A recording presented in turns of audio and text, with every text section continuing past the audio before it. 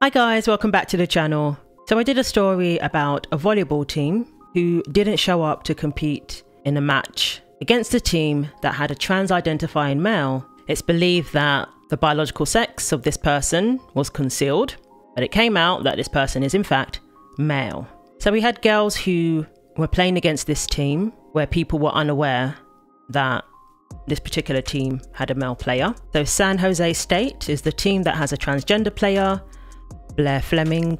I believe it's Utah State University. They took a stand and basically didn't show up that day. And some people were saying, well, you know, they haven't actually released an official statement saying why they didn't show up. They haven't confirmed that it was because of the transgender player on the other team. But Riley Gaines, she was commending them and she took it as to mean exactly that. Like they were taking a stand and they didn't want to put their own team at risk, you know, team of female players at risk. And now there's another twist added to the story. We've had people say that if a transgender player, a male athlete, is on your team, you should be grateful. You go on about women's rights, and a lot of the time I agree with you. I want women to enjoy utter fairness and equality. I think this is fair. How can you possibly sign up to something that is so grotesquely unfair and unequal to women's rights? Because Leah Thomas didn't wake up one morning and suddenly decide, I'm going to be able to win in the women's category, so I'm going to... That's exactly what she's doing. That's not what happened. That's what she's doing. Leah Thomas, she is a woman, and so she is competing as a woman. She's a trans woman. She is a woman. She's a trans woman. We can go back and forth on She's a trans woman born with a biological male body, which gives her an immediate, massive advantage over women who weren't. So why aren't other members of her team happy that they're finally winning and qualifying for all of the things that they never qualified for because before? They can all see that it's unfair. Is it not a little bit of jealousy? No, it's just they know that at some stage Leah Thomas is going to probably win the Olympic gold medal. Oh no, that would be awful for America. Yeah, that would be terrible. Because your team will benefit from that. Apparently the coaches love it too. We as women should be happy that we have a male player on our team because it's going to give us the edge. It means that we're going to go undefeated, as San Jose are currently. I wonder why they're undefeated. They're breaking records. Greatest number of kills, for example, in a season or in a match. Women who were on Leah's team were not happy about it, such as Paula Scallon. One of the main reasons is because when you're on the same team, you're going to share a locker room. You're going to get changed together. You may even share a shower room. And then when you go on the road, you're going to be sharing hotel rooms. As we've seen before with girls basketball, there were girls who weren't too happy about having to share a hotel room with a male, with a boy who was over 6 feet tall and had been disciplined in the past for being inappropriate. That was another story I did about the girls basketball. So we've seen all these examples. We know there's a court case going on at the moment against the NCAA, and it all started with Leah Thomas. But in other sports as well, within the NCAA, they've also allowed male athletes to compete against women. The NIAI, thankfully, they've changed their policies, but at the moment, the NCAA hasn't followed suit. So Riley Gaines is currently spearheading this court case, and guess who she's been joined by? A teammate of Blaire Fleming, the trans-identified male volleyball player. A current teammate of Blaire Fleming, a trans-identifying male, on the undefeated San Jose State women's volleyball team, has joined more than a dozen other female athletes in suing the NCAA for Title IX violations. The class action lawsuit, originally filed in March, states that the NCAA has knowingly violated Title IX, the federal statute that guarantees equal opportunity for men and women in college education and in sports. Brooke Slusser, the starting setter and co-captain of SJSU's team, says she was forced both to compete and to share a residence with Fleming without any prior notice that the athlete was male. And this is the added insult. They don't even have the courtesy to warn these female athletes, to give them a heads up and let them know that they're going to be on the road with a male player. They're going to be sharing a room with somebody who is male. They don't even have the courtesy to let the girls know that they're going to be playing against a male athlete. And this has happened so many times where female athletes weren't even aware that they were competing against a male athlete. They weren't even aware. They just assumed this is just how the person looks. So this is a class action lawsuit, originally filed in March, and it states that the NCAA has knowingly violated Title IX, the federal statute that guarantees equal opportunity for men and women in college education and in sports. Fleming, a redshirt senior, previously played at Coastal Carolina University and has played on the SJSU women's team for the past 3 seasons. As Outkick reported in April, the school initially hid the fact that the 6'1" outside hitter was born a male, and allegedly withheld the fact from Slusser as well. I mean, what a violation that is. For some, that might be the worst part, not even knowing. So you're going to go along and deceive these female athletes, not even tell them? This female athlete, she moved from Alabama just last year, and she began sharing a residence with 4 of her teammates, including Fleming. At no point during her recruitment, nor during the 2023 season, was she informed that a male athlete was on the team. Slusser was frequently assigned by the SJSU athletic department to room with Fleming on road trips. She later found out that Fleming specifically requested her. According to the complaint, Slusser has noticed that Fleming played volleyball with jumping ability and power that surpassed that of any girl on the team.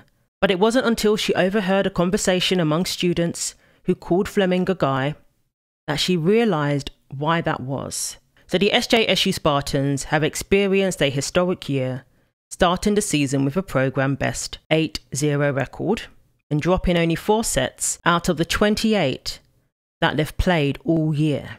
Fleming has the second most total kills on the team, 103, and kills per set rate, 3.68. So Slusser, who was part of this lawsuit, she says that she doesn't want Fleming to be bullied for being a male athlete on the team, but she doesn't believe it's safe, either for her team or for the teams they play against. She doesn't believe it's safe, she doesn't believe it's fair for them to all be sharing the locker room. She said that she's seen this person hit with more force than any female player. Like, it's as clear as day that this person has an advantage. It's as clear as day that this person is not the same as the female volleyball players. One thing that's important in this case is really the physical safety issues in volleyball. So her attorney said the following: one thing that's important in this case is really the physical safety issues in volleyball. And that's what they're facing in practice every day. So it's just a crazy, misguided policy that steals athletic dreams from women and gives them to men, and at the same time puts women's health and safety in danger. So this is Brooke, being a college athlete. She's enjoying that, and now she has to deal with a court case because the NCAA decided to violate Title IX. And not only that, the current administration wants to make sure that Title IX doesn't even afford those protections to women anymore. Because if you identify as a woman, then you can also claim those protections and use that against females. But as of now, under the old Title IX, they are holding the NCAA accountable and making sure that they compensate all the female athletes who have been affected by their reckless policy. And the complaint also describes an all too common story when it comes to these issues. The female players are told to keep quiet. They are told not to complain. They're also told that if they do speak out about it, that they will essentially face disciplinary action. They will essentially be accused of being transphobic. So the SJSU female players were told that they can't speak out about this outside of the team and that they'll be in trouble if they did. They were told that things could go badly for them if they spoke out about it, which sounds like a threat to me. So female athletes who want to stand up for themselves, who want to say that this is simply wrong, they usually get threatened by the very authorities who are supposed to be protecting them, who are supposed to be making sure that their sports is safe and fair. Those same people end up threatening women who don't want to go along with this. They end up threatening women who point out the obvious. Now, this person is not the same as us, and this person shouldn't be playing on our team, in our category. When you state fact, apparently that's so offensive that things could go badly for you for doing so. But I'm so glad to see that Brooks is joining Riley Gaines in fighting this and holding the NCAA accountable. Because clearly they're not going to stop until the courts intervene.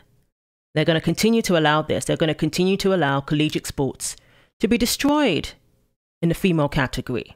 And it's emboldening these male athletes who want to infringe upon the women's category.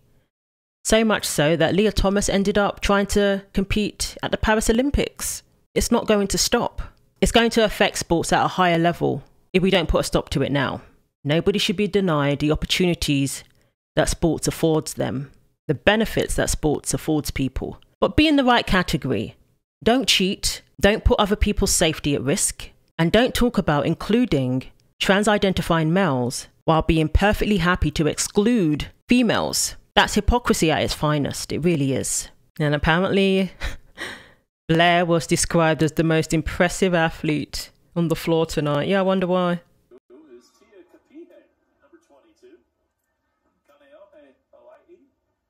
Outside hitter.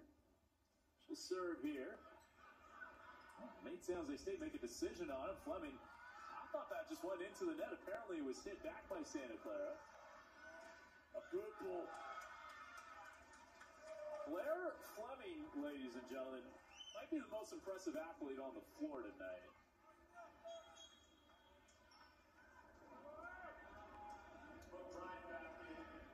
Her vertical is, in this match, unmatched.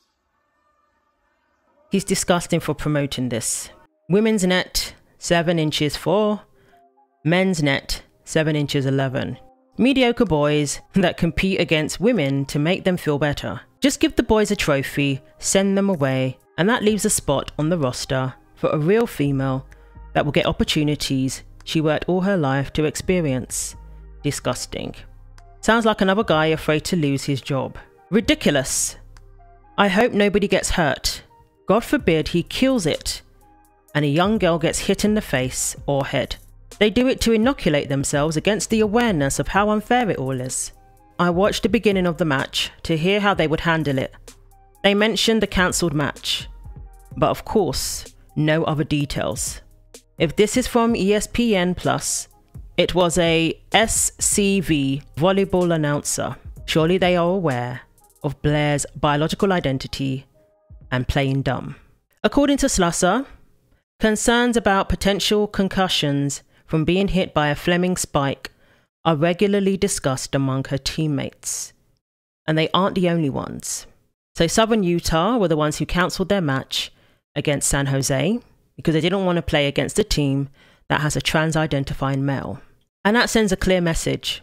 And it certainly didn't go unnoticed, in particular by San Jose, by SJSU, and by Brooks. So no, they didn't announce the reason, but they still sent a clear message. And the typical excuses given, SJSU, they said that we're just following the rules. We are within NCAA guidelines. And they're right. They are. Which is why the NCAA need to be held accountable. They need to give an explanation. They need to offer apologies for what they have put female athletes through. And they need to rectify this. So I really hope that this court case is successful. There's a lot riding on this court case. So we have, I believe, 12 to 16 female athletes pursuing this court case. And they're all giving different testimonies. And it's heartbreaking, it really is, to hear what these female athletes have been through and what they've lost as a result of being in an unfair situation when it comes to sports that they work so hard in. Events that they have trained for and have hoped to be successful in. These female athletes work very hard. They dedicate their life to their sports. They wake up at 4 a.m. They train every day because they're training and they're dedicating their time to performing well, to getting better, to improving.